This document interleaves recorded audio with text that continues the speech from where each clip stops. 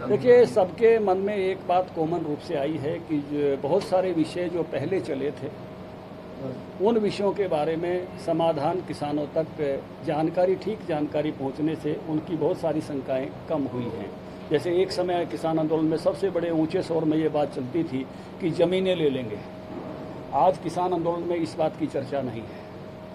एक समय में इस बात पर भी बहुत ज़ोर से चर्चा थी कि मंडियाँ बंद हो जाएंगी।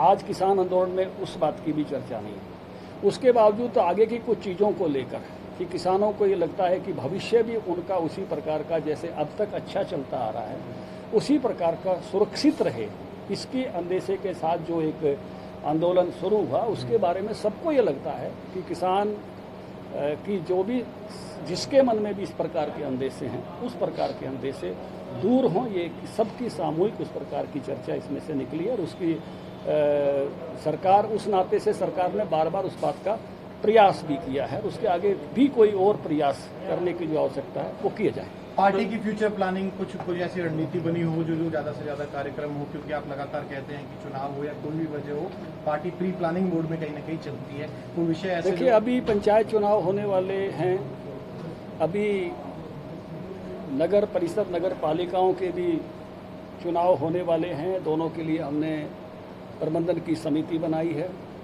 उसके साथ साथ पार्टी ने अपना जो संगठनात्मक संरचना है बूथ स्तर तक की उसको रीऑर्गेनाइज करना, मैं कहूँगा पहले से भी है, लेकिन हर बार हम उसको रीऑर्गेनाइज करते हैं क्योंकि कुछ नए कार्यकर्ता जोश के साथ लगते हैं, तो उसके हिसाब से दायित्व देते हुए 25 सितंबर दीनदयाल उपाध्याय जी की जयंती तक उसको रीऑर्गेनाइज करने का एक विषय है। एक बड़ा विषय जिसके काम में अभी सब लगे हुए हैं वो है थर्ड वेव जो आने की संभावना की बात की जा रही है। उसके लिए 16,000 वॉलंटियर रिकॉग्नाइज करके पार्टी के कार्यकर्ताओं में से, कैडर में से जो यूथ हैं और महिलाएं भी जिनकी आयु ज़्यादा नहीं है, एक पुरुष एक महिला, उसको जोड़ते हुए और उसको ट्रेंड करना है।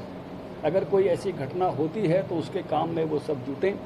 और अभी हमारी मंडल की बैठकें चल रही हैं। उसके बाद 1 अगस्त से 15 अगस्त तक का भी एक कार्यक्रम तिरंगा यात्रा, शहीद सम्मान तिरंगा यात्रा हर विधानसभा में निकले, इसकी भी एक जो है योजना चल रही है। तो उन सबकी चर्चा जो है आज की बैठक में यहाँ प्रदेश में, क्योंकि भाजपा की सरकार है, मुख्यमंत्री भी इस बैठक में थे और मंत्रिमंडल विस्तार को लेकर चर्चा चले, तो क्या पार्टी लेवल पे कोई चर्चा हुई है कि आप विधायकों के, मंत्रियों के काम से कितना संतुष्ट हैं, उनके काम को लेकर कोई चर्चा हुई है पार्टी लेवल पे?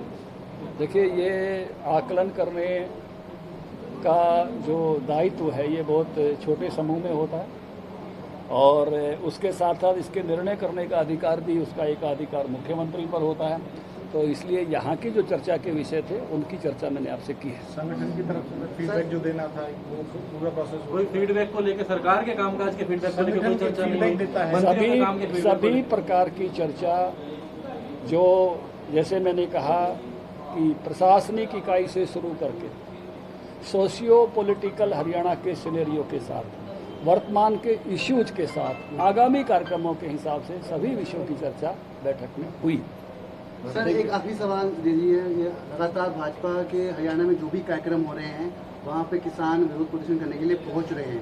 क्या लगता है आपको कि आज क्या बैठक में ये मुद्दा उठाया गया कि जिस तरीके से भाजपा के हरियाणा में कोई भी कार्यक्रम होते हैं किसान वहाँ पहुँचते हैं, विरोध जताते हैं? किसान नहीं आते हैं, किसान तो हरियाणा में 19 लाख है।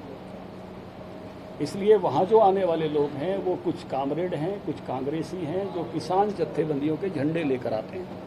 और मैंने तो इस बात को बार बार कहा है कि ये कांग्रेसी और कामरेड अपने झंडों के साथ आए जिससे लोगों को पता चले कि कौन आ रहे हैं। हमसे जुड़े रहने के लिए हमारे YouTube चैनल को सब्सक्राइब करें और नई वीडियो की नोटिफिकेशन के लिए बेल आइकॉन को दबाएं। अगर आप ये वीडियो Facebook पर देख रहे हैं तो लाइक जरूर करें और ज्यादा से ज्यादा शेयर करें। धन्यवाद।